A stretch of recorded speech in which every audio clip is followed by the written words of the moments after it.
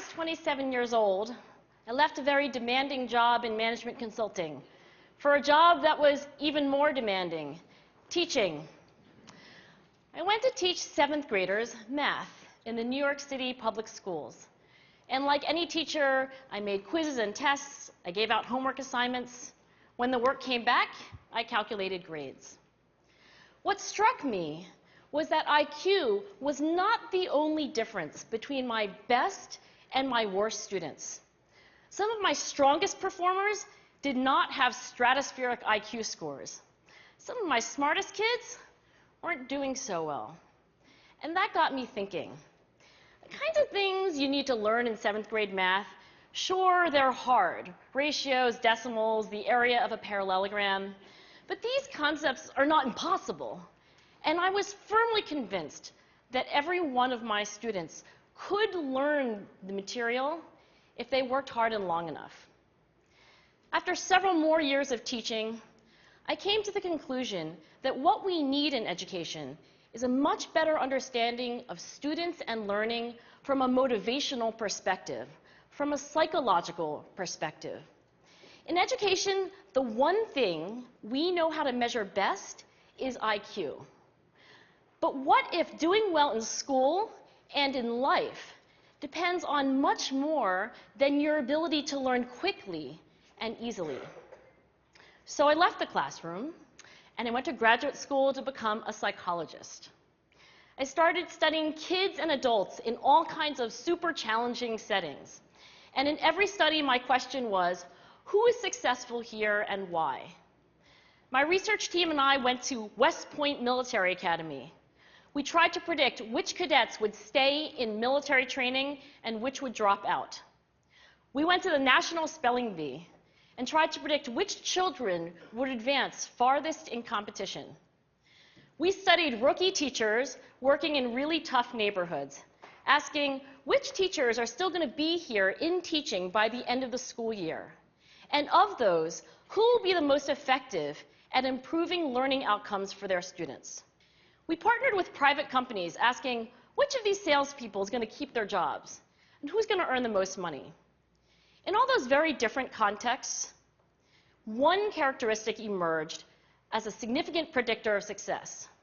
And it wasn't social intelligence, it wasn't good looks, physical health, and it wasn't IQ. It was grit. Grit is passion and perseverance for very long-term goals. Grit is having stamina. Grit is sticking with your future, day in, day out, not just for the week, not just for the month, but for years, and working really hard to make that future a reality. Grit is living life like it's a marathon, not a sprint. A few years ago, I started studying grit in the Chicago public schools. I asked thousands of high school juniors to take grit questionnaires, and then waited around more than a year to see who would graduate. Turns out that grittier kids were significantly more likely to graduate, even when I matched them on every characteristic I could measure, things like family income, standardized achievement test scores, even how safe kids felt when they were at school. So it's not just at West Point or the National Spelling Bee that grit matters, it's also in school, especially for kids at risk for dropping out. To me, the most shocking thing about grit is how little we know, how little science knows about building it. Every day, parents and teachers ask me, how do I build grit in kids? What do I do to teach kids a solid work ethic? How do I keep them motivated for the long run? The honest answer is, I don't know. What I do know is that talent doesn't make you gritty. Our data show very clearly that there are many talented individuals who simply do not follow through on their commitments. In fact, in our data, grit is usually unrelated or even inversely related to measures of talent. So far, the best idea I've heard about building grit in kids is something called growth mindset. This is an idea developed at Stanford University by Carol Dweck, and it is the belief that the ability to learn is not fixed, that it can change with your effort. Dr. Dweck has shown that when kids read and learn about the brain and how it changes and grows in response to challenge, they're much more likely to persevere when they fail because they don't believe that failure is a permanent condition.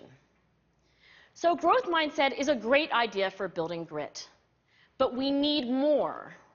And that's where I'm going to end my remarks, because that's where we are. That's the work that stands before us. We need to take our best ideas, our strongest intuitions, and we need to test them. We need to measure whether we've been successful, and we have to be willing to fail, to be wrong, to start over again with lessons learned.